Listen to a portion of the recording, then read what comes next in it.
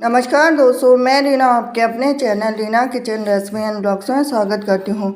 तो कार्तिक माह है, सबसे पवित्र महीना अगर हम 12 महीनों में से मानते हैं तो कार्तिक का महीना पहला ऐसा शुभ दिन है जो कि पूरे महीने भर इसमें काफ़ी महत्व रखते हैं। इसमें हर देवी देवताओं की पूजा की जाती है, भगवान विष्णु से लेकर शिव जी से लेकर लक्ष्मी मैया से लेकर सब तक। तो आज हम जानेंगे सोमवार की व्रत कथा कार्तिक मास की। तो एक नगर में बहुत ही धनवान साहूकार रहता था। उसके घर में धन की कमी नहीं थी, परंतु वह बहुत दुखी था क्योंकि उसके कोई पुत्र नहीं था। वह इसी चिंता में दिन रात दुखी रहता था। पुत्र की कामना के लिए वह प्रत्येक सोमवार शिव जी का व्रत और पूजन किया करता था तथा सायंकाल मंदिर जाकर शिव जी के सामने दीपक जलाया करता था। उसके इस भक्ति भाव को देखकर एक समय माता पार्वती ने शिव जी से कहा कि हे नाथ, यह साहूकार आपका अनन्य भक्त है, सदैव आपका व्रत और पूजन बड़ी श्रद्धा से करता है, आपको इसकी मनोकामना पूर्ण करनी चाहिए। शिवजी ने कहा कि हे पार्वती, यह संसार कर्म क्षेत्र है। जैसे किसान खेत में जैसे बीज बोता है वैसे ही फसल काटता है, इसी तरह से मनुष्य संसार में जैसा कर्म करते हैं वैसा ही फल भोगते हैं। माता पार्वती ने अत्यंत आग्रह से कहा कि हे प्रभु, यह आपका अनन्य भक्त है और अगर इसको किसी प्रकार का दुख है तो उसे आपको अवश्य दूर करना चाहिए। आप तो सदैव अपने भक्तों पर दयालु होते हैं और उनके दुखों को दूर करते हैं। यदि आप ऐसा नहीं करेंगे तो मनुष्य आपका पूजन और व्रत क्यों करेंगे। तो माता पार्वती का ऐसा आग्रह देखकर शिवजी कहने लगे कि हे पार्वती, इसके कोई पुत्र नहीं है, इसकी इसी चिंता में यह अति दुखी रहता है। अब इसके भाग्य में पुत्र न होने पर मैं इसको पुत्र की प्राप्ति तो दे सकता हूँ, परंतु वह भी 12 वर्ष तक जीवित रहेगा। इसके पश्चात वह मृत्यु को प्राप्त हो जाएगा। इससे अधिक मैं इसके लिए कुछ भी नहीं कर सकता हूँ। माता पार्वती और भगवान शिव का यह वार्तालाप साहूकार सुन रहा था, तो इससे साहूकार को न तो प्रसन्नता हुई और न ही दुख हुआ। वह पूर्व के समय शिव जी का व्रत और पूजन करने लगा। अब कुछ समय के बाद में साहूकार की स्त्री गर्भवती हुई। घर में बहुत धूमधाम से खुशियाँ मनाई गई, लेकिन साहूकार के मन में तो था कि वो तो केवल 12 वर्ष तक जिंदा रहेगा, उसके बाद में उसकी कोई भी आयु नहीं थी। तो अब जब बालक 11 वर्ष का हो गया तो बालक की माता ने पिता से उसके विवाह करने की बात कही। अब साहूकार बोला कि अभी तो इसको पढ़ाई लिखाई के लिए काशी भेजो, फिर उसके बाद में इनका विवाह करेंगे। अब साहूकार ने बालक के मामा को बुलाकर उसको बहुत सारा धन देकर बालक को काशी पढ़ने भेज दिया। अब रास्ते में जावे तो यज्ञ ब्राह्मण को करावे, दक्षिणा देते हुए जावे। तो दोनों मामा भांजे यज्ञ करते हुए गए, ब्राह्मण को भोजन कराते हुए गए। अब रास्ते में एक शहर पड़ा और उस शहर के राजा की कन्या का विवाह हो रहा था, परंतु जो राजकुमार विवाह करने के लिए आया था वो तो खुद ही करना था।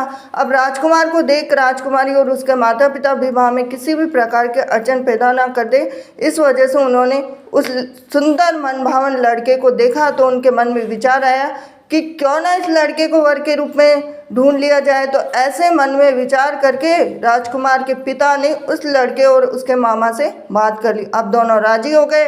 दूल्हे का वेश बनाकर उनको कपड़े पहनाकर घोड़ी पर बिठा दिया। अब कन्या के द्वार पे पहुंचे तो सभी कार्य उनकी प्रसन्नता से पूर्ण हो गए। अब राजकुमार के पिता ने सोचा कि यदि विवाह का कार्य भी उसी लड़की से करा दिया जाए तो क्यों बुराई है, इसमें कोई बुराई नहीं है। तो ऐसा विचार कर लड़के और उसके मामा से कहा, यदि आप फेरों और कन्यादान के काम को भी करा दें तो आपकी कितनी कृपा होगी। अब सेठ का पुत्र जिस समय जाने लगा तो उसके राजकुमार की चुनरी के पल्ले पर लिख दिया कि तेरा विवाह मेरे साथ हुआ है, परंतु जिस राजकुमार के साथ तुझे भेजेंगे वो तो खुद ही करना है। अब मैं काशी जी पढ़ने जा रहा हूँ। अब सेठ के लड़के के जाने के पश्चात राजकुमारी ने जब अपनी चुनरी पर ऐसा लिखा हुआ पाया तो अंधे राजकुमार के साथ जाने से मना कर दिया।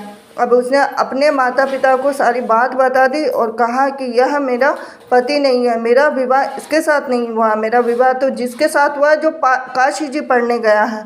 अब राजकुमारी के माता पिता ने अपनी कन्या को विदा नहीं किया और बारात वापस चली गई। अब उधर सेठ का लड़का मामा काशी पहुँचे। अब वहाँ जाकर उन्होंने यज्ञ कराया, लड़के ने पढ़ना शुरू किया। अब जैसे ही उसकी उम्र 12 वर्ष थी तो लड़के की अचानक तबीयत खराब हो गई। अब उसने अपनी मामा को बोला कि मेरी तबीयत बिल्कुल भी ठीक नहीं है। तो मामा ने कहा कि अंदर जाकर सो जा। थोड़ी देर में ही उनके प्राण निकल गए। जब उसके मामा ने कहा कि उसका भांजा मृत पड़ा तो रोना पीटना मचा दूंगा तो यज्ञ का काम अधूरा रह जाएगा। अब यज्ञ का कार्य जैसे ही समाप्त हुआ तो सबने रोना पीटना शुरू कर दिया। अब उधर से माता पार्वती और शिव जी जा रहे थे। जब उन्होंने ज़ोर ज़ोर से रोने की आवाज़ सुनी तो पार्वती जी कहने लगे कि हे नाथ, कोई दुखिया रो रहा है, इसके कष्ट को दूर कीजिए। जब शिव पार्वती वहाँ पहुँचे तो उन्होंने पाया कि वहाँ एक लड़का था, उसको आपने वरदान से उत्पन्न हुआ है। तो शिव जी ने कहा कि हे पार्वती, इसकी आयु इतनी ही थी, वह भोग चुका है। तो पार्वती जी ने कहा कि हे नाथ, इस बालक को और आयु दे दो, नहीं तो इसका माता पिता तड़प तड़प कर ही मर जाएंगे। माता पार्वती के बार बार आग्रह करने पर शिव जी ने उसको जीवन का वरदान दिया। शिव जी की कृपा से उसका लड़का जीवित हो गया।